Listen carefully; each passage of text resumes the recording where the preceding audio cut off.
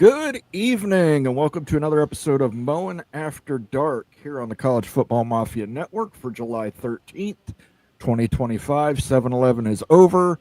7-Eleven is past. Everybody survived. You was a little worse for wear the next morning, but everybody was good. So I hope everybody enjoyed the special episode on Friday. We're going to get back to more college football talk tonight. I am joined tonight by CFB Express's own Rock and Rant. How are you doing tonight, Rock? I'm doing good, man. I'm doing good. I'm probably doing better than Ute and Becky were doing, since fortune favors the favor or the busy, and I wasn't able to join. But I got to watch you guys doing your marathon show. It was very entertaining, even if we now know that really only Moa knows how to drink, which we kind of already knew. We kind of already knew that. But yeah, Yes, that correct. if you didn't catch it live, it's on demand. You guys can go watch it. If you want to see that kind of thing, just want to let everybody know as well that we have a new video out on the channel. Conference Realignment. It's a Wild Ute University. This one's free to the public. Wild Ute University. Winners and losers in Conference Realignment. Ute gives you his take. It's a little more sober take. Doing really well so far. So if you guys have not seen it as of yet, definitely check it out on the channel. It is up there. I just released a short for it. So definitely something you should check out. It's a good video. Highly recommend it. But tonight, we're going to talk about some stuff because I keep getting the same questions and statements over and over.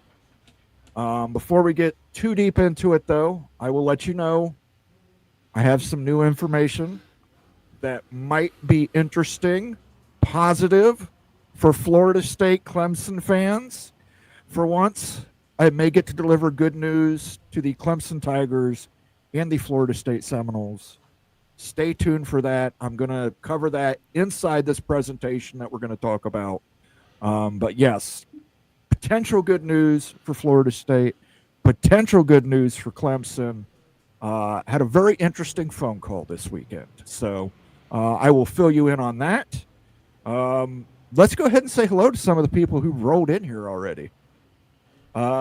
Stormy Cyclone. Hello, guys. You should have ESPN and Fox as the puppet masters. Well, stay tuned, Stormy, because we've got the four-headed monster of conference realignment coming up. Ryan Willie is in here, one of the architects of 7-Eleven. I don't think he wants to hear that Badger sound again, Ryan. I think you is going to make me take that off the soundboard. Congratulations. You was feeling it the next morning. So thank you for that, sir. Good to see you here, Ryan. I hope you're having a good weekend. Big Lubbock is in the house. He's first, always is. Even if he's the 56th comment, he's first. Hey, he's the only one who had a coach that wasn't crying last week in media days. There you go. SEC media days this week should be fun. Oh, propaganda, full effect. Oh, full of it. Almighty Finn, yo. Morris Simmons, hello, everyone. Go Knowles 2027. Okay. Jan Hulk, hey, all. Good to see you, Jan. What's going on, Jan? By the way, Morris Simmons, Almighty Finn, you can't yell at me. Daniel Gorby's here too. Can't yell at me. I'm giving you some good news, potentially good news tonight. Bob Swanger says, hey, everyone. Good to see you, Bob. Jared Jones is in the house. He says, what's good, all? Hello, fellow Buckeye. Hello, man. Arab money is coming into college football. I've been saying a lot of money is on the table. I'll touch a little bit on it from what I know, but yeah, listen, there's very small countries out there with very large sums of money, and they're looking to diversify as they should. Shonsky's here. He says, hello, how you doing? What's up, Shonsky? Clint Moses is in here. Mowing and Rock and Rant, 100 degrees outside, going to barbecue when sun sets. Perfect time for college football mafia. By the way, somebody sent me a picture. One of my friends is in the archaeology game. Sent me a picture of a fossil they unearthed. It's of a giant prehistoric beaver. It was pretty cool. Pretty cool stuff. Can they catch? I don't know if they're going to get recruited or what, but it was pretty cool looking. It was a pretty cool looking skull. Caleb Ramirez is here in the house. He says, hi, all. Good to see you, Caleb. Let's see. Michelle Weintraub is here. She says, "Let's go Mountaineers." New short out there by Daniel Gygax as well, talking about the positions of West Virginia and other college football teams. Steve Austin says, "Good evening, guys. Enjoy the 7-Eleven show. Thanks. You're very welcome. Make sure you thank Ryan, Willie, and MBM. They're the ones who sponsored it. And Stormy Cyclone paid for some of the shipping. So, yeah. And we all drink it." Shonsky says, "Crazy Train. We're not going to drink any bum wine in August. I've already made that commitment." No. Shonsky just went to the Ozzy Black Sabbath farewell show. I'm thinking of Night Train. I'm sorry. I'm thinking of Night Train. That's Guns N' Roses versus Ozzy. You got to get it right. Okay. I apologize. Either way, you're drunk. Yes. Night Train is a bum wine, not Crazy Train. But no Wild Irish Rose. I've seen some people offer me that. No, thank you. Morris Simmons says, "Don't know, but I remember I mentioned all options are on the table from who I was talking to from back home, Tallahassee." Might be. And then Clint Moses gives us a dinosaur and a beaver. Yes, prehistoric beavers. They existed, people. They existed, and they are horrifying. They are very, very strange looking creatures, but they existed. So we're going to talk a little tonight about the puppet masters in conference realignment. Who are the puppet masters? Who's pulling the strings? I see a lot of people, and for the most part, it's not the college football sickos. It's the more casual people who may not understand the ins and outs of conference realignment. They may think that my team's good. I got a good football team. They've won several national championships. And that's enough. And that's just not the case. In fact, it's not even one of the main cases when it comes to conference realignment. So we're going to talk about the new four-headed monster. Four-headed monster in conference realignment. Tony Lawson, dinosaur. Is that a squirrel or a gopher? I think that's a squirrel. I have not seen any dinosaur squirrels. Get some pretty damn big squirrels out here, though. Imagine an 8-foot giant beaver. Yeah, that's big. It was pretty big. And Shonsky let you know it was Metallica. So I think Night Train was apparently a Metallica song, not a Guns N' Roses. Night Train is absolutely a Guns N' Roses song, just FYI. I mean, there may be a Metallica one, but it's on Appetite for Destruction. I'm 100% positive. Okay, there you go. I don't know. There might be a Metallica song, too, because I haven't paid attention to the last 5 albums, so I don't know. Yeah, I don't know. That's not my type of music, I'll leave that debate to you guys. But, talking about it, there's a four-headed monster in conference realignment, and we're going to talk about it tonight. Because I really want to clarify this and make it clearer for some people to understand, some of the casual viewers. Oh, he's saying Metallica is a master of puppets. Yes. Yes, that I would agree. Sure. I remember that album. I was. So that means Virginia Tech is making it then. Yeah, I was thinking of the quality Puppet Master movies from the 1990s and Full Moon Entertainment. So that quality studio that we lost. Number one, media networks and TV executives. You'll notice TV is in parentheses. TV has now evolved and changed to include streaming. No longer just about broadcast television, cable television, pay-per-view television. Now it's all about television and streaming options like direct-to-consumer with NBC with their Peacock, CBS with Paramount Plus. You've got Apple TVs out there. They made a bid on the Pac-10 back when the Pac-10 or Pac-12 was still a power conference, when they still had Oregon and Washington and Stanford and Cal, and the Four Corners were still a part of it. Apple got involved there. Netflix has made a deal to do a SEC program. So I think we have to include streaming in here. But this is, for sure, this is the top. This is number one, guys. And it'll always be number one. And I say this because historically, I went back and looked from the latter part of the 20th century into the 21st century, do you know what almost every single major conference realignment has had? A new TV contract? Absolutely right. Within 24 months of a new TV contract. You can go check. I double checked it myself. I checked the dates within 24 months. These conferences, these TV people are pushing conferences to add markets. That is number one with a bullet. And what do media networks and TV executives want? They want markets and they want to advertise. They want advertiser dollars.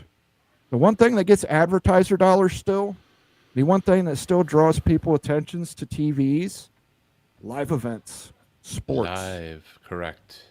Huge. NBA just signed a massive new deal with NBC. Massive. The WWE signed a massive deal with Netflix. You're seeing these media deals for live events and sports. Those are things that still draw eyeballs to televisions. Those are still things that they can charge a premium for advertisers for. These are also things that streaming executives are using to get people to buy into their bundles. Bundle it with Hulu. Watch live sports on Hulu. Amazon Prime, NFL. Get that NFL game once a week on Amazon Prime. YouTube. NFL Direct. They get all the NFL on YouTube TV now. It's incredible how much money is still being spent by media networks and TV executives on live sports. Tony Lawson in the chat. Apple outbid ESPN for F1. That was just announced. And my brother, he's a big F1 fan. He'll probably have to get Apple TV now. It's still number one with a bullet. When the Big Ten was looking early on to potentially add Kansas, Missouri, and Rutgers, the TV executives weren't moved much by it. And that was one of the reasons that it didn't work out. And then when they added Rutgers and Maryland, those weren't great football teams. They weren't. But they added 10 million television viewers to the Big Ten's footprint. That is what they were interested in. That's what they paid for. That's why Fox started the Big Ten Network, to make money. Tom Dubay says, for anyone that is interested, I found a great video on YouTube by Ball Tech on the subject of the history of conference realignment. Oh, yeah, you go back here and look. If you go through history, the predecessor of both the SEC and the ACC, I believe it was a 26 or 28 team conference at one point. You're still having issues with comments on screen? No. I'm reading them on here and just kind of making sure, pulling them up there. But yeah, I can still do that with StreamYard. Thank you. Yeah, Tom Dubay. I haven't seen it, but I'll take your word for it. Check that video out. Yes. Plus, when people move to the streamers, it's more valuable for those companies because they might get data from their distribution partners, but they know exactly who is watching. And they usually have, unless it's just the connection with hey, you get it with your cable subscription. If you're a direct subscriber, they can tell advertisers everything about the people that are watching their shows. Absolutely. Absolutely correct. They know every demographic about you anymore. There's very little kept secret in the world of media. So, something to keep in mind. Definitely. Let's take that one down. And if you're watching us on X, we have done our first 15 minutes. I'm going to go ahead and disconnect the X/Twitter feed. I would encourage you all to come on over to the College Football Mafia page here on YouTube. That's CFB Mafia, at CFB Mafia here on YouTube. I want to thank everybody on Twitter who has joined us. Well, we're going to go ahead and shut down the Twitter for the end of the night. I appreciate everybody who's joined us so far, and we look forward to seeing you over here because we've got 3 more that we've got to nail down here.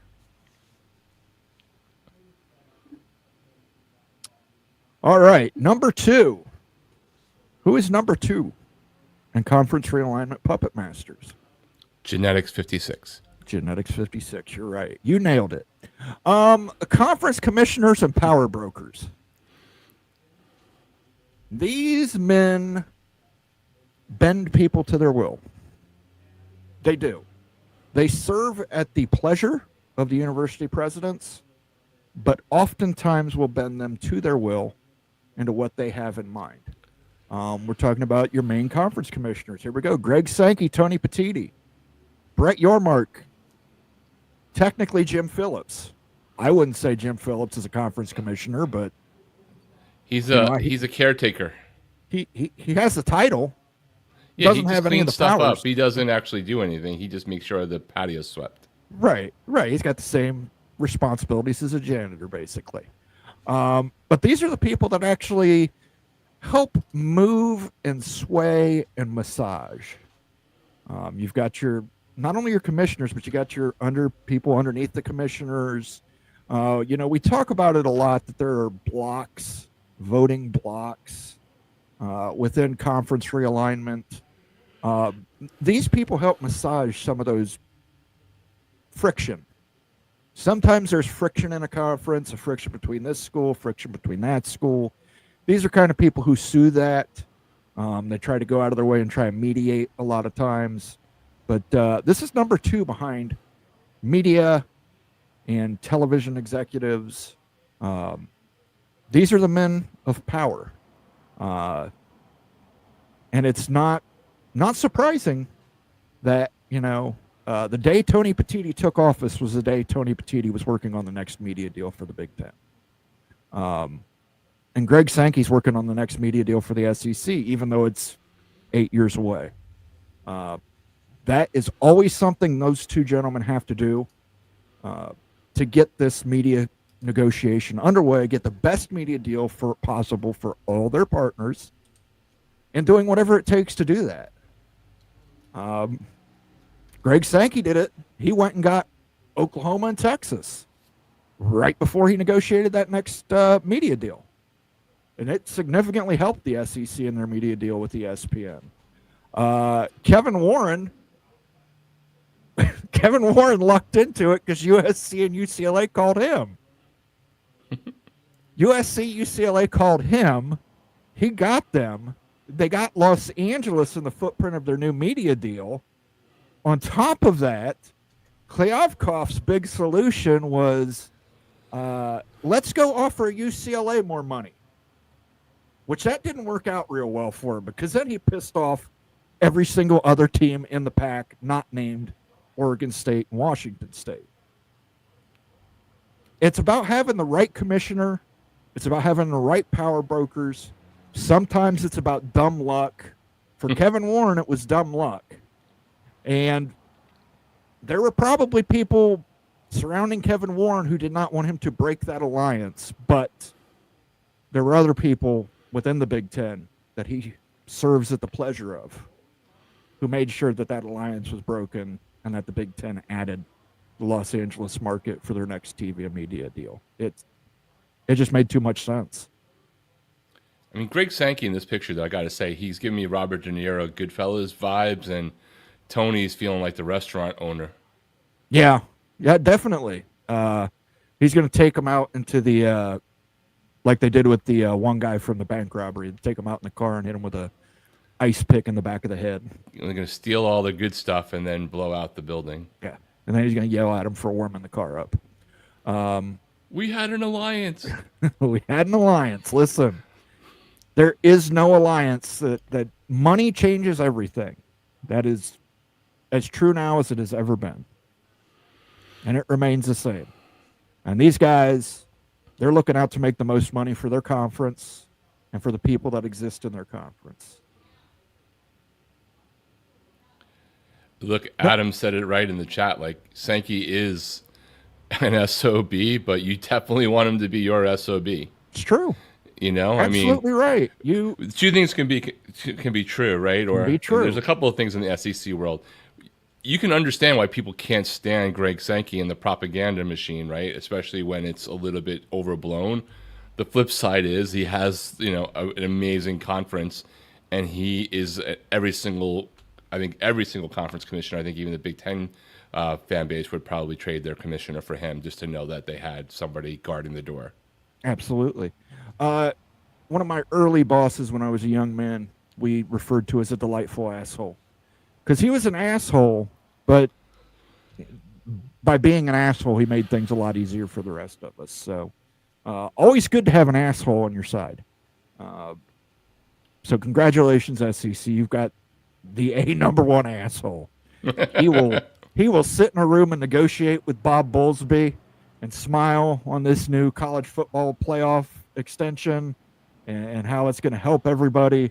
And by the same breath, he's talking to Oklahoma and Texas behind their back. So is that the Holy Smokes Theater? Might as well be. They do allow smoking in the Holy Smokes Theater, by the way. But that is the intellectual property of Greg Flugar, and you'd have to license it through a multi-factor deal. Yeah, I don't have a licensing agreement with Greg, so we'll call it, the Holy Shit Theater. Yeah, Holy Shit Theater. Holy Shit Drive-In. Going to the Holy Shit Drive-In, All right, number 3. Used to be a 3-headed monster. It's now a 4-headed monster, but we'll get to number 3 first. University president, stage, ADs, boosters, political elites. You could move these all into administration, whatever you want to call it. This is kind of a hodgepodge here, but this is all part of the same bureaucracy. Most of these schools are public schools, so most of them have board of governors, board of trustees, board of visitors, whatever you want to call it. They have somebody they have to answer to that is appointed on a political level. So you've got your university presidents. They answer to the board of trustees, board of governors, board of visitors, board of whoever. And those people are appointed by the governors of the state. So party affiliation, having a state that is a single party state, you're probably going to have a pretty uniform board of governors, board of trustees, board of visitors. Your ADs still play a part in it. They still get a say. They have the ear of the presidents. They will talk to them. When we say boosters, I just want to make this clear. We're not talking about boosters who buy bricks on buildings. We're talking about boosters who buy buildings. These are people who have $250 million to donate to the university. These are people who build athletic centers. These are people like Phil Knight who build gigantic technology buildings to increase the technology research of the Oregon Ducks. This is all bureaucracy here. All of this is one hand washes the other. This is your backroom deals. Here are your compromises. Here's where it all comes together. So you want to know why it's so important to mention that Virginia just added a bunch of new political appointees to their board of visitors? This is why. These are the people that are going to make the decisions. If the president says Virginia wants to leave for the SEC, that's going to have to go to the board of governors first. It doesn't move without their say-so. It doesn't. Nice thing is, political elites, they are funded. So you can also rest assured that there are people that are not boosters, but are very wealthy people that will have their say on where these public universities land. Very important group here. Very important. Yeah, and some have a clock, right? Virginia's clock about what they're going to do is shorter than, Texas. Well, I don't know. I don't even want to say Texas clock. Just say Ohio as an example, right? Because in a couple of years, it's quite possible the governorship will switch parties, and a few more appointees will rotate in or out and could flip dynamics. So that's why Greg has talked about that a lot in terms of timeline to have the board synced up. Some places it's more fluid. More purple state, it's more fluid. Obviously, that has nothing to do with what happens to a Duke, a Miami, as just to private schools are exempt from this, but it still matters. Yes, it still matters on some level. The booster part does. The booster, your ADs, your university presidents. They've all got their own interests, and they're going to make sure their interests are looked after first. So, very important part of this four-headed monster. But think of it this way. If you're in a deep red or a deep blue state, the political portion is not going to play a huge part. Those political appointees are going to have the same political values for the most part, because those states never really change at the executive level. So, yeah, I mean, a John Kasich appointee to me is no different than a Mike DeWine appointee if you're living in the state of Ohio. So, although I think they're all DeWine appointees at this point. All right, fourth, final one. And this is a twist. And this is, here we go, private equity investments. This is a new boy. This is a new kid on the block. How important of a role are they going to play? We don't know yet because they haven't actually committed yet.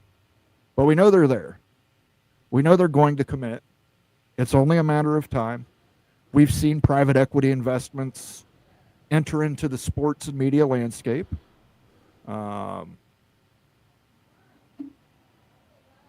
I mentioned it to Caleb Ramirez earlier. Look at the deal WWE cut with Saudi Arabia.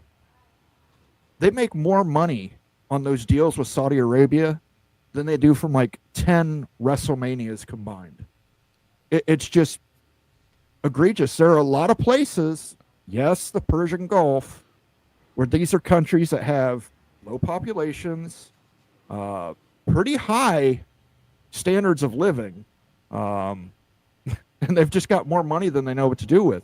But they've got to diversify. All their money has been locked up in petroleum. Well, petroleum's not going to last forever. It's a fossil fuel. It will eventually go away, and you're going to have to diversify your country's income.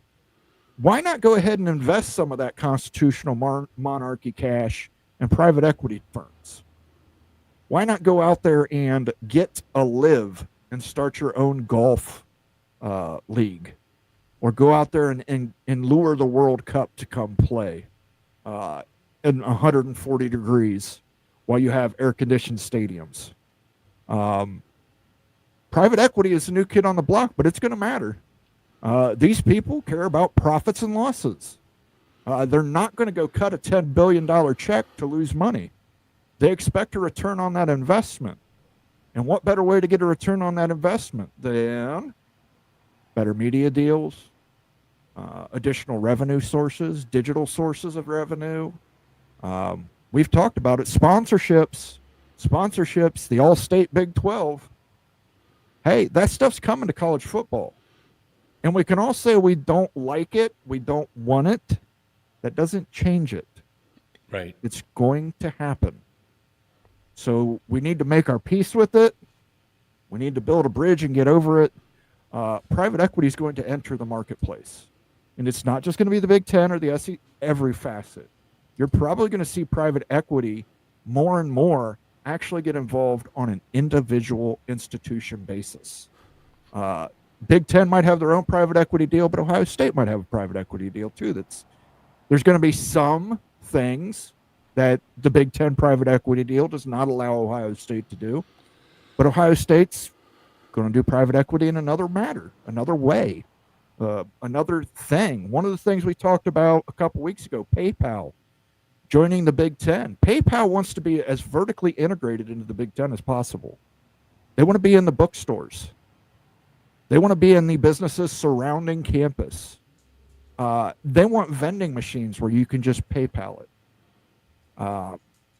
I've even heard talk of student IDs featuring a PayPal chip in them. Tap it on a vending machine, get that power bar, go to class. PayPal will take that transfer fee. Go to the bookstore. These are my books I need. Tap it. It's PayPal. Boom. Listen, it's already starting. Already starting. It's just a matter of time, but who comes first? Chicken or the egg?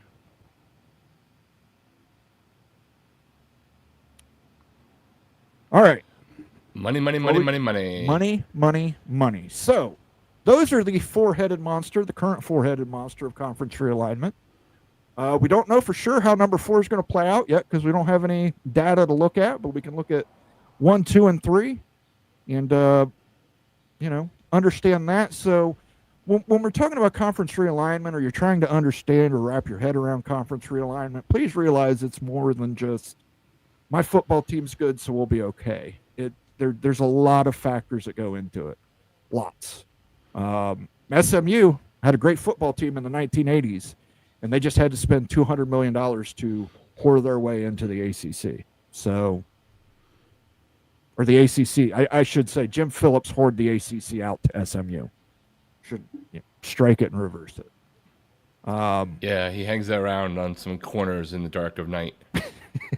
looking for programs that got the death penalty. I thought I was going to say looking for love, but looking for love, looking for those items, those programs that got the death. I mean, he was looking for love. He was just looking for LUV for Dallas Airport for Southwest. There you go.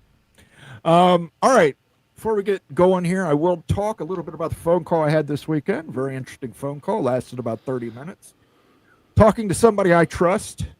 When it comes to college football information, college football realignment, somebody who works at an athletic department. You know what a captain's dilemma is, Rock? I do not, actually. A captain's dilemma is a dilemma a captain faces upon the prospect of losing their ship. That is a captain's dilemma. Basically, imagine you're captain of a ship, you've got 8 people on board, including yourself. The only lifeboat you have fits 4 people. Try and cram all 8 people in, it'll sink. Try and cram, you maybe get 5 in there if it's a child, maybe. But more than likely, you're going to have to make the choice. Some people are going to survive, some people are going to die. Or you can take the choice if everybody dies, you pop the life raft, I guess. But eventually you might face this captain's dilemma. Some of us can survive, some of us have to die. This sounds like the thing, my reference would be the nautical version of Sophie's Choice. Sure, we'll go with that. Yeah, sure. As a captain, you're basically, you're going to die. You're going down with your ship. You're a captain. But now you basically have to figure out or decide or come up with some method with who lives and who dies. Because you can't save everyone. Somebody's going down with the ship. Interesting concept brought forth to me was we've been asking ourselves who would move first. Would the Big Ten move first by taking Miami and Georgia Tech? Would the SEC move first and take North Carolina and Virginia? There's a third option, guys. I still always think it's the Big 12 moves first. No, it's not the Big 12. Third option. The SEC more than likely wants the Big Ten to move first. The Big Ten moving first benefits the SEC. It does. How does it benefit the SEC? It creates instability in the ACC. But Miami's a private school. Georgia Tech's a smaller school. Wouldn't really be enough to really push the ACC into certain peril. What if the SEC grabbed Florida State and Clemson first? What if the SEC looks at North Carolina, looks at Virginia? Those schools can't get out. Virginia Tech, North Carolina State, public school system, there's enough pushback that those schools can't just leave for the SEC. This is where you come in with the captain's dilemma. The SEC at that point could potentially go and grab Florida State and Clemson first and force a captain's dilemma on the board of governors, trustees, visitors of the North Carolina and the University of Virginia. It could be a situation where they end up presenting it as some of us can make it to one of the big conferences and some of us can't. And you're going to have to make that decision whether we all go down with the ship or some of us survive and fight on. And what decision are you going to make if you're one of these North Carolina lawmakers? Are you going to tell them, no, North Carolina, you go down with the ship, you stick with North Carolina State, you stick with Wake Forest, you stay here in the ACC, you make less money, you miss out. You miss out, basically. Same thing with Virginia. If you're Virginia Tech's going to say, hey, don't leave without us. But if you're a Virginia lawmaker, it's your flagship school can make it. Your other school, I'm not saying anything bad about Virginia Tech. I'm just saying Virginia Tech is not the flagship school. Virginia is. Your flagship school can make it, but you're going to have to accept the fact that Virginia Tech might not. And I'm not saying that Virginia Tech and North Carolina State won't find landing spots. I think they're the top two candidates for the Big 12. They're definitely, along with Louisville. I think that would be your top three right there. Would be Louisville, Virginia Tech, North Carolina State. But, I mean, you're going to have to, if the SEC thinks that they do not have the ability to get Virginia and North Carolina out of the ACC without a prolonged or protracted political battle at the University of North Carolina and the University of Virginia, they may move first and take Florida State and Clemson into the SEC. Doing this, it would likely push the Big Ten to take Miami and Georgia Tech. At that point, the ACC has lost 4 schools. The ship's taking on water. They just lost their 3 biggest brands. They did. They lost Florida State, Clemson, and Miami. The 3 biggest brands in the ACC. Football brands. The 3 biggest football brands in the ACC. Ship's taking on water, guys. What do you do? You call Numbskull News and see what he's drinking, because he would feel very vindicated for at least a heartbeat there. Okay. There you go, Numbskull News. Because he's the anti-North Carolina isn't landing somewhere, and temporarily at least he would seem very ahead of the curve. Here's what would happen, or this is what this person thinks would happen in that instant. The SEC would definitely, the SEC wants the Big Ten to be proactive, and they're hoping for that. The Big Ten media deal actually comes up before the SEC media deal. So the hope would be that the Big Ten needs to get the markets of Miami and Atlanta to increase their media deal, to help them with a private equity deal, and that they would grab them first, and maybe that would cause enough instability. But it might not cause enough instability. It's really Miami, yes, it's a big brand. You still have Florida State, you still have Clemson. Georgia Tech, not a huge brand, huge market, but the SEC doesn't really care about it. They've got the University of Georgia. It doesn't affect them at all. It's not really going to do a lot of damage to the ACC because, again, the state of Georgia is UGA. It basically is. It's probably 85-15, I would guess. I don't even know if it's that, because you might even argue that there's 5 or 10% of it that's Clemson. Right. It's making a safe move in Jenga. You would be making a safe move in Jenga. Right. It wouldn't do enough to drop the tower. It wouldn't do enough. It would make it a little less stable, as every Jenga move does. But it's not big enough to where that tower is looking more and more like it's going to fall. Florida State and Clemson getting to the SEC, Miami, Georgia Tech getting to the Big Ten, that Jenga tower,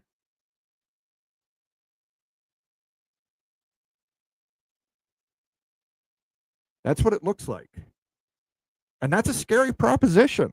And the University of North Carolina and the University of Virginia could use that argument to jettison the Wolfpack backpack and the Virginia Tech Hokies. It could happen. It is, I had not thought about it before. The way this person explained it, it made a lot of sense to me. those schools may need to go first. Those 4 may have to leave. Mainly those 3, the 3 brands may have to leave to make it to where politicians and legislators in those states realize this is an untenable course of action to remain in the ACC. It's untenable. You can't lock us down. Listen, they're probably going to say, hey, look, the Big 12's willing to come in and take these schools, and they'll still be part of it, and we'll be the Big 3, and it'll be the Big 12. But the Big 12 is going to be a lower caliber league than the Big 10 and the SEC. You know that. But at least they'll still have the opportunity to compete. You'll still say, hey, they're still part of the college football playoff. They'll still get a chance to compete for a Big 12 championship and get a first-round bye, or, depending on what format we end up going with. You'll still be able to do all that. But the option's going to be, it's a captain's dilemma. Who lives? Who dies? You could be a hardliner and say, hey, all of us are going down with the ship. That very well could happen. North Carolina could be locked into this Wolfpack backpack. We could just call the ACC the Andrea Gale. Yeah, and they could go to a new, it may still remain an A4 with an ACC that has North Carolina and Wake Forest and North Carolina State. Duke would probably stick behind then. You've got all 4 of those schools in North Carolina still. Still got Virginia Tech. But you just lost your 3 biggest, most valuable football brands. What do you think the media deal would look like for them at 2036? What do you think the other schools that don't have backpacks, what do you think they're going to do in that interim? Do you think Pitt's going to stay put? Louisville? They're not. Nope. Yeah, I don't think that you're going to see Brett Yormark sit on the sidelines. He's going to be opportunistic the moment he needs to be. You may try and swim it. I'll give you that. The boat may go down, and you may say, screw it, I'm swimming for it. Lots of people tried to swim for it when the Titanic went down. Didn't work out for them. Didn't work out for any of them. Some teams are going to make it. Some teams are not. You're going to have to make a choice. And that may be the situation where Florida State and Clemson actually find themselves in the SEC as the first dominoes in conference realignment. So I guess if you're a Florida State and Clemson fan, hope and pray that the politicians in North Carolina and Virginia want to be hard asses about it, because I think that would probably be your best bet. That would certainly benefit you in negotiations as well. If you're needed, then you can demand more. So there's your good news, Florida State and Virginia fans. There's a scenario that benefits you and seems plausible to me. I have a hard time poking holes in it. I'm not saying it's going to happen. I'm just saying I have a hard time poking holes in it. I can understand the logic. I can see the path there. Hey, it's way more plausible than 80% of the things that actually came through so far. It's true. We'll have to see if it passes Genetics 56 test. It probably won't. I mean, the SEC doesn't want 2 schools from certain states, and the Sun Belt's going to have like 7 from Louisiana. Adam says, Big seems to be settling down and not moving. They are firming schedules for the next few years. Well, schedules that are firm can be changed. And they will be changed. Somebody needs to act first. Ross Dellinger told us this last week. Somebody has to act first to push the other league. The SEC would prefer it be the Big Ten. That would actually probably be the best for the SEC, for the Big Ten to move first. And it seems like that might have to happen because the Big Ten media deal comes up in 2030. The SEC media deal comes up in 2034. But if the SEC really does want North Carolina and Virginia that bad, and the politicians are blocking the way, Maybe presenting a captain's dilemma to the politicians cuts those straps.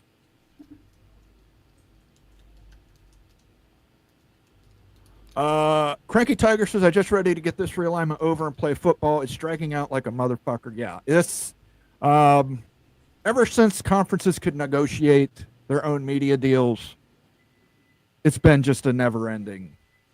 There's just been realignment. So they announced schedules right before they added the West Coast teams. Absolutely.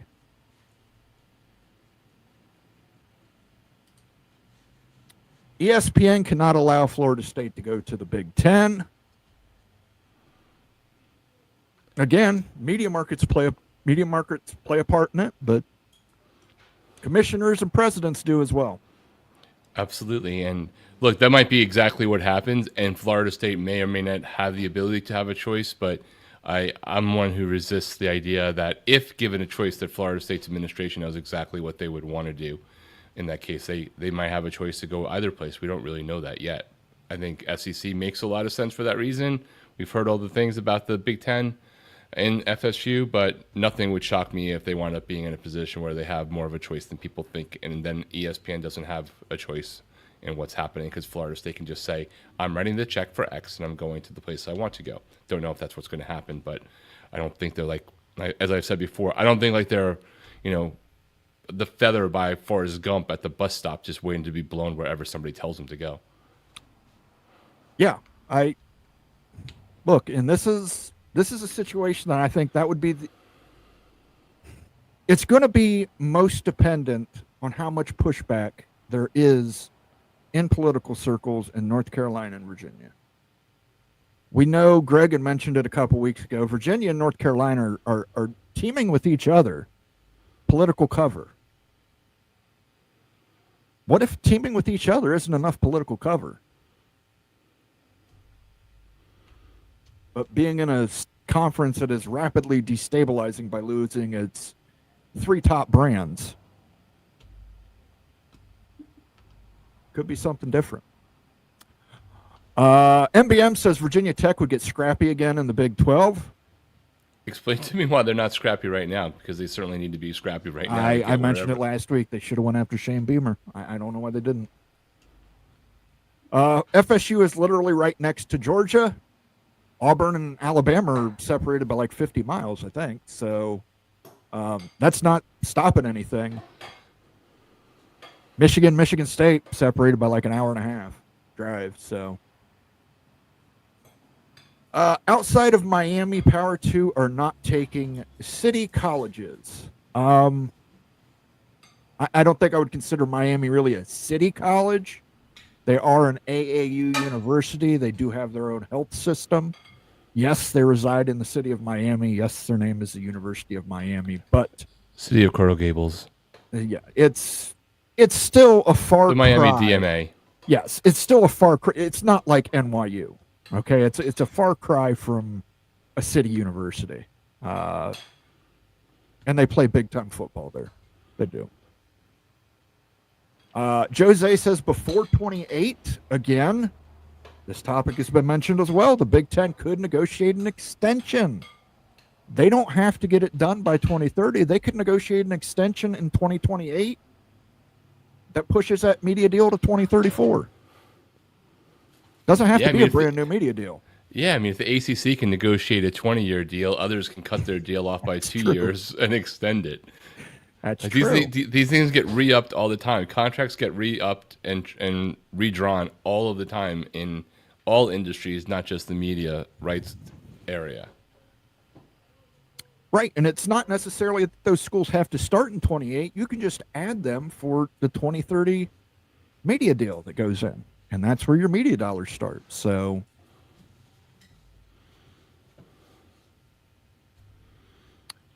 Jose says ESPN needs to get Florida State 27 at latest. I think after that conversation this weekend, I might stretch it out a little bit. I may stretch it out. I think the SEC would really prefer the Big Ten to move first. They would really like that. But I think if they don't, and they see that this is an issue with North Carolina and Virginia, they will absolutely move to destabilize the ACC to get what they want. Florida man, then Notre Dame would join them. That would also factor into it. Absolutely. If Miami, Florida State, and Clemson left the ACC along with Georgia Tech, does Notre Dame want to continue to have a scheduling agreement with them? At that point, Notre Dame may say, hey, we've got to join the Big Ten. Look at the ACC. It's another teetering tower. It's another Big East. Let's find the confines of a conference, get into one of the Power 2 conferences. We get security, we get stability for however many years that is. Maybe it's 10 years, maybe it's 20 years, maybe it's 30 years. Who knows? But a certain thing is worth far more than an uncertain thing. Just like the saying says, a bird in the hand is worth two in the bush. Pieces are moving for UNC UVA to the SEC. That's true, they are, but they've still got political things they have to answer to. It's an election year next year, I believe, in the state of Virginia. Yeah, they have an off-year cycle for their governor. Okay, so it's this year. I thought, or maybe it's the year after that. Like they're not the same year as everybody else. I'll look it up while we're talking. Right. But there's an election within the next 18 months in the state of Virginia. Unless you live in Miami and they cancel it for a year. But I mean, these things happen.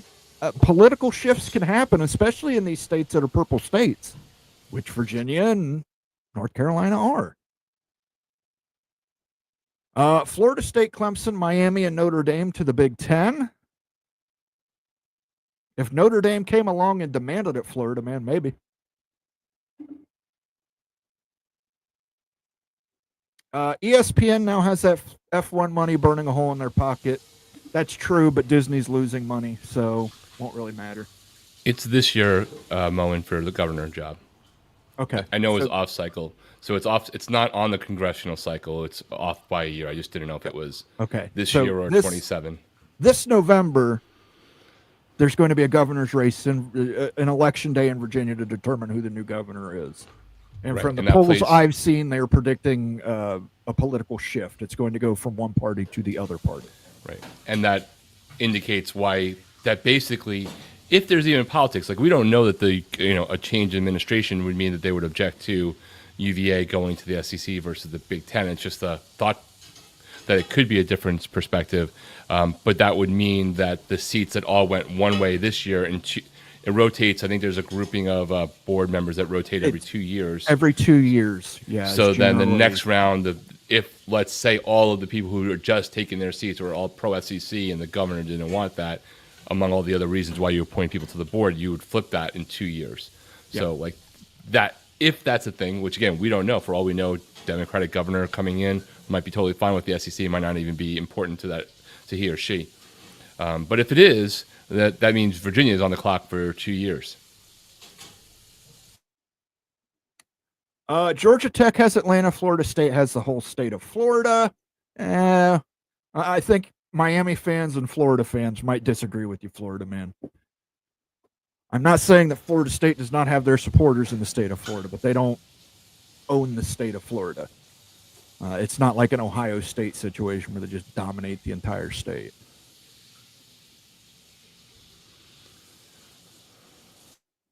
Florida State won't take half share with the Big, so it won't happen. Probably won't, because the Big Ten's probably going to make whoever they bring take a half share for at least. I don't buy that either. Future.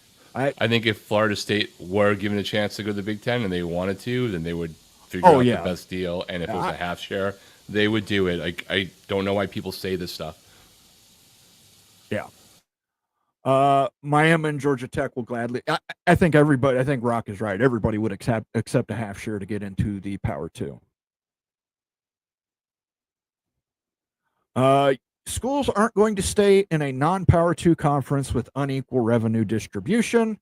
That's another option too. The ACC losing Florida State, Clemson, Miami. Those are the three biggest brands as part of that unequal revenue distribution sharing.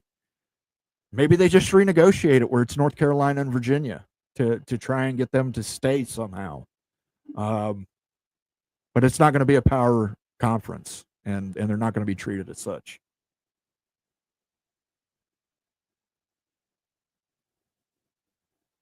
Adam lives in Orlando. He's saying that no doubt, not questioning that, but UF is a bit stronger. Yeah, I think there's 3 big schools in Florida. I think that the team that's closest to a national championship is generally the one that's in control in Florida.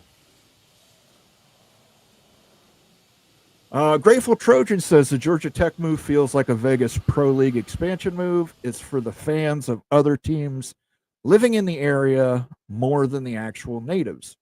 That's true. There's lots of Big Ten alumni that live within the suburbs of Atlanta, in areas of Georgia. Very fast-growing area. Good white-collar jobs being developed there. So you're not wrong, but the Atlanta market is still a huge market, and for television executives, markets still matter. Oh, by the way, one of the premier advertisers of college football happens to be headquartered in Atlanta. Yeah, and I think that's taking a little bit of a shot at Georgia Tech in a way, not intentionally. Georgia Tech has plenty of alumni in and around the Atlanta area to fill their stadium and draw well. Like the program, that school is on the rise. It's theoretically on the rise again for this year. So when they're at their peak game with the additional attendance, I think it's less likely to be the Raiders in Las Vegas than the Golden Knights in Las Vegas, where it's actually a lot of home fans. Jose says Duke would gladly accept half share too. Duke would accept less than half share. Duke would SMU their way into the Big Ten if they had to.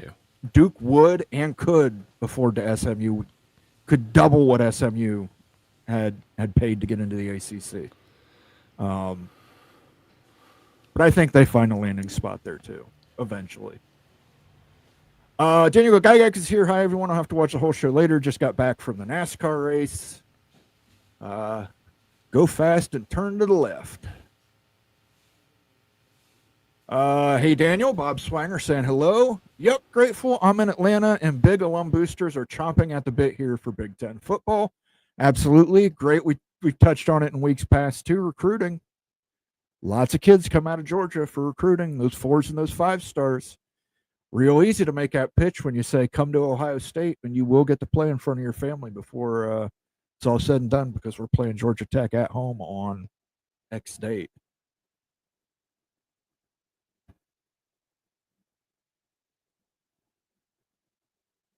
Florida State, the second school in Southwest Georgia, not Georgia Tech. I don't disagree with you. I think Georgia is a predominant school. I don't think the SEC is at all afraid of the Big Ten taking Georgia Tech. I think they may actually prefer it. I've run into Michigan and Ohio State alumni here at Publix all the time. That's right. We can't wait to get out of the states of Michigan and Ohio. Big Ten is going to screw this realignment up. Depends. Some men prefer blondes, some men prefer brunettes. For the Big Ten, they've got their own plan. Adam says it's turning into a suicide pact. Big Prez wants the SEC to take Florida State and Clemson, are willing to part with UNC, UVA. All 4 will go at once. Then the Big will take Miami, +1 to get to 20. Adam, you're right. I think the Big Ten would absolutely love that. The Big Ten would chomp at the bit to let that happen, because that would mean that Notre Dame would be forced into the Big Ten at that point. They would have no other place to go. They would more or less get to join the Big Ten and pick 3 teams to come with them. And they would probably pick Cal and Stanford. Or they could just be hitting on 20 and you pull up an ace and you get blackjack at 21. Grateful Trojans. I guess Rutgers was the same move too. Rutgers added 7 million television sets to the Big Ten footprint of the Big Ten network. Those numbers, that money, that is what helped get the Big Ten this media deal. So yes, Yes, I get it. Rutgers, terrible football team for the most part. They had the Greg Schiano years in the Big East, but yeah, terrible football team, but media market. There are so many different scenarios possible now. Yeah, you're absolutely right. There is, Daniel Gorby. I cannot deny that. If it fails a genetics 56 test, well, that means it probably works. There you go. Yeah. The person who brought this up works in an athletic department for a major university. They are not some guy on Twitter. I will say that every time that Mr. Flugar is talking about research and says genetics, I'm just like, I have to step back because I am like, all right, yes, okay, yes, genetics, but not genetics. MBM says once UNC takes off their backpack, they'll be the first domino. Yeah, but what if they need help getting that backpack off, MBM? Florida State and Clemson leaving. Takes one of those straps down. Probably takes the other strap down to the elbow. Miami leaves. That strap's gone. Almighty Finn's going to listen later. Thanks for joining us while you did here tonight. Almighty Speaking Finn, of loud. appreciated. And yeah, he's making it loud in here. His dog does not like Almighty Finn, apparently. He's got his dog trained to not like Florida State fans. Talk about a true Miami fan. North Carolina, Virginia politicians don't want to be the odd states out. They just want security for North Carolina State and Virginia Tech. Enter Brett Yormark. I don't disagree. I don't disagree. But I think they're going to have to face that dilemma. I think that dilemma has to be put in front of them first.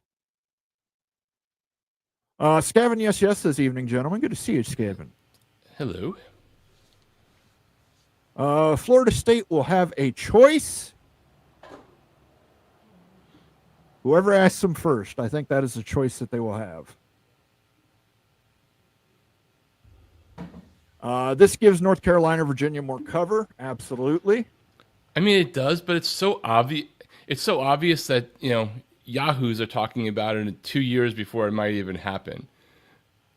Absolutely. And we talked about it 2 weeks ago, too. It just, the game planning, the game theory, the strategy involved from both these major conferences regarding conference realignment is something else.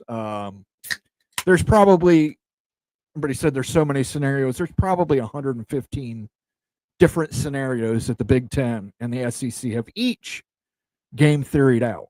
So, but like I said, I had a hard time poking holes in that theory. Not saying it's going to happen. Hard time poking holes in it. Mick Stevens says the Big Ten will add Miami and Georgia Tech. Florida Man says Florida State and SEC is a lot of bus rides. Yep, real close. The Big Ten has approached TCU and Houston about a relationship. That's news to me, Mick Stevens. That's news to me. I mean, yes, I would be. As a fallout if the SEC scheduling agreement doesn't happen to get a couple of games scheduled in Texas for recruiting wise. Janus says Mick Stevens, Wisconsin says no to Miami. Listen, the Wisconsin-Miami poaching tampering argument, it's just a very, very, very small thing in the grand scheme of things, guys. It really is. I will literally drink 6 bottles of Mad Dog 2020 in one evening if Wisconsin is the reason that Miami doesn't get to the Big Ten and we find out however many years from now. Well, now I've got to call my Wisconsin friends and push that. Now you got to push hard. Speaking of which, theoretically, I believe tomorrow is 20 days that unless they get an extension by asking the court, that Miami, I believe, is due to have to respond to the original filing. Jansen Roberts says Sankey didn't have an alliance or promise not to take any schools from anyone. That's true, but I don't need to be told not to bang my good friend's wife. I just know not to bang her because he's my good friend. He sat in a room with Bob Bowlesby and Jack Swarbrick and designed a football playoff, a postseason that would greatly benefit him because he knew he was getting Oklahoma and Texas. I mean, I get it. Yes, there was nothing on paper that says don't do that, but it's still a scumbag move. Hey, listen, again, somebody said it earlier. He may be an SOB, but he's their SOB. He'll smile to your face and put the knife right in your back. College football playoff agreement between the Big Ten and SEC says hello. Yeah. Everyone just take a deep breath and everything will work itself out eventually. Watch Sankey pull in Notre Dame to the SEC. That would be hilarious. I would love that. I would love to see Notre Dame have to compete in the SEC. They would go crazy in 2 years.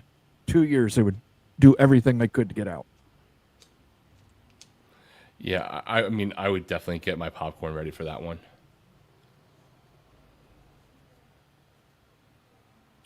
The state of Florida has spent a lot of money on Florida State. Look at the new hospital bill that was just passed. Sure have, but the state politics are still an issue for some teams in the Big Ten. It is. The Santa Ono thing did not go down well with a lot of people who have a lot of power in the Big Ten. So, yeah, there are other things that are going on right now that are probably not also reflecting very well on that from other people's perspectives. Think of what's in the news right now. Yeah, look, they didn't want Santa Ono in their conference either, but they still weren't happy with it. The problem with Apple is they want zero risk and want to base all their live sports on subscription-based media deals. It's not looked at favorably in the industry. Some of that's true, but they're going to move from that. Yeah. The problem with Apple is they think that because they had a hit movie that they can do the sport the way and that they wanted to, and they outbid ESPN. And there's a lot of conversation out there that ESPN was never going to do the price that F1 wanted because the numbers just weren't there to support the increase in rights. Yeah. Whereas for Apple, it's a rounding error. And for Apple, these are niche sports that they're getting into. It's easy with a niche sport to base it on subscription models. Major sports like NFL, college football, Major League Baseball, those are ones that you can't base on subscription model. You wouldn't want to base them on subscription models. They would want to pay, what they want to pay. What carries more weight? TV viewership numbers or better market? Your rising tides analogy earlier makes me think schools in markets like Phoenix, Atlanta could be very valuable. See, that's the thing. It's 6 on one hand and half a dozen on the other. Yeah. Not a million viewers in one market are not exactly the same valuable as a million viewers in another market, depending upon what those million viewers demographics and numbers are and what the brands that tend to advertise in that market are used to paying for them. Like it's a little bit of both, right? It's you want to get the right million, and sometimes a specific million people could be worth 20% more as advertisers to certain brands and be worth 30% less to other advertisers. But if those advertisers aren't buying in your market, you don't really care. Absolutely. And remember, markets can mean different things to different people. If you're CBS, Atlanta market's big for you. You own your own affiliate there. That's a corporate-owned affiliate in Atlanta. You're double dipping. You are double dipping. If you're an Amazon, you could look at all your orders that you get in Atlanta, all your customers. You can look at their demographics and say, hey, look, we've got this many prime viewers, but we've got this many potential prime viewers in Atlanta. You can also look at it and say, hey, what did they order? Yeah, they ordered an Ohio State thing. There are so many demographics if you're like an Amazon that you can go through to figure out how valuable a market, a sport, those kind of things are. Don't forget, Amazon actually outbid CBS for the 3:30 slot in the media deal. Amazon offered to pay more for that 3:30 Big Ten game. It got rejected because the Big Ten was worried about clearances. They wanted to make sure that they still had their promotion of being on a broadcast network.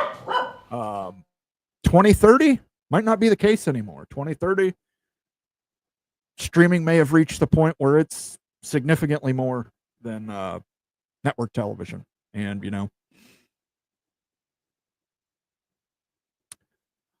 true, why take USC and UCLA? Midwest lost alum to Cal, Florida, Arizona, and North Carolina. Fergie is late, but better late than never. Hope Ute is okay. He's recovering. He did a video over the weekend. Again, check that out if you have not yet. Very good video. It was wild when he was all excited about BYU. Greg has reported on TCU. Look at his cloak and dagger from a few months back. Mick Stevens. I'm not disagreeing with that, but we crunched the numbers. I believe it was our April members only live stream. You remember? You should be able to go back and see that, called The Contenders. We looked at the numbers, and TCU, it'd be a real stretch for them to get into the Big Ten at this point. A real stretch. Working relationship, I don't know what working relationship means. A scheduling agreement of some sort? I don't know. But I would not expect TCU to leave the Big 12 for the Big Ten. I would not expect Houston leave the Big 12 for the Big Ten.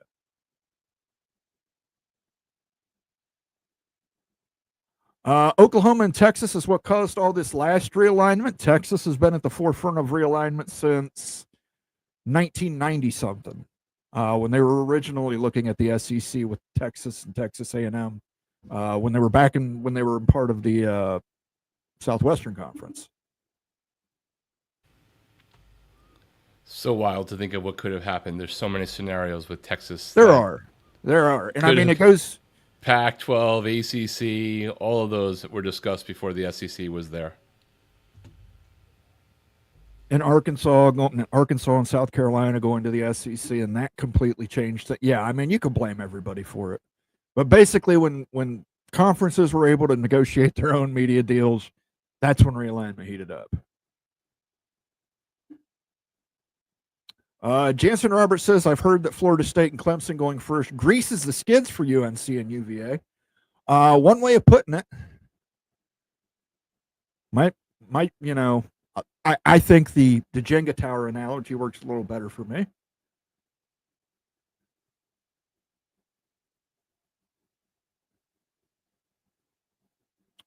All the language from the Board of Governors in North Carolina doesn't prohibit UNC from leaving by itself. The language just takes away UNC's ability to make its own decision, a financial plan, and notice to leave.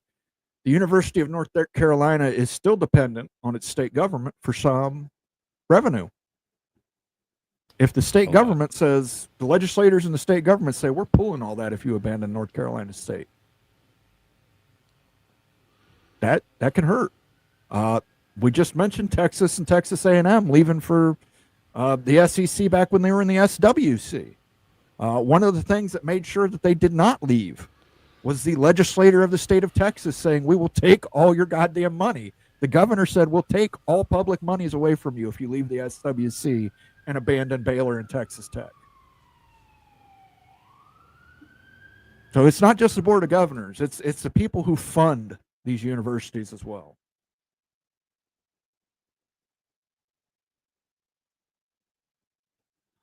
The rejecting the Michigan president was the right choice, what he let Michigan get away with.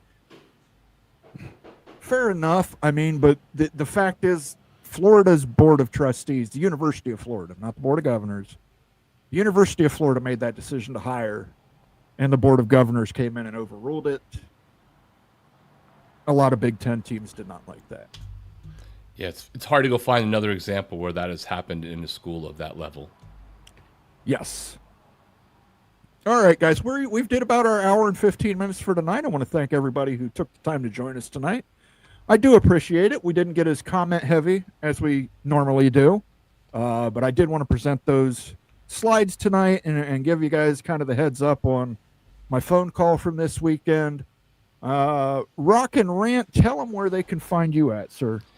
You can find me at the handle above with a little at before it, or at CFB Express below. And I guess for this week, last call is everybody put on your big boy pants. If you're not a big fan of the SEC, get ready for SEC week, and don't get so triggered by it. It's their job to hype everybody up and to act like they're big boys. but it will definitely provide endless fodder and conversation as everybody, in fact, gets very triggered by it. Absolutely. And congratulations again on CFB Express hitting 500 subscribers. Big milestone for you guys. So congratulations. I will say my last call is, since it's SEC Media Week, I'm not coming up to any conclusions until I hear what Brett Bielema has to say. Once Brett Bielema has let it been known, I'm just going to follow Brett Bielema's Twitter account all this week because I'm sure he's going to have a comment for every SEC coach that makes a statement. I can't wait to see it. Thank you, everybody, for joining us again tonight. I appreciate it. If you're new to the channel or you're watching us on demand, you like what you saw, go ahead and give us a like, give us a subscribe. Those things help us tremendously in the algorithm. Again, check out that new Wild Ute University video. That one is available free to the public. You can go check that out now. And we will catch you guys next Sunday. Peace out.